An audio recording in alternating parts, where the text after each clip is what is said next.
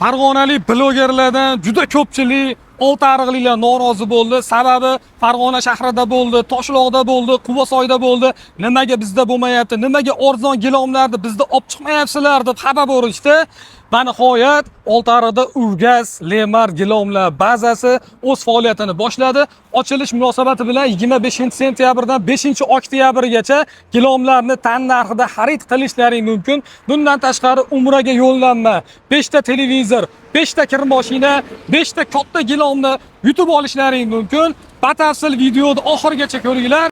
Ko'rib turgan 3,5 ga 6 ulkan gilomlaringni atiga 770 ming so'mga xarid qilishlaring mumkin. Har bir 1 million so'mlik xarid uchun alohida kupon beriladi va bu Latatronga solinadi. Shu yerda Umra yo'llanmasi, qolgan sovg'alarning g'olibini aniqlaymiz.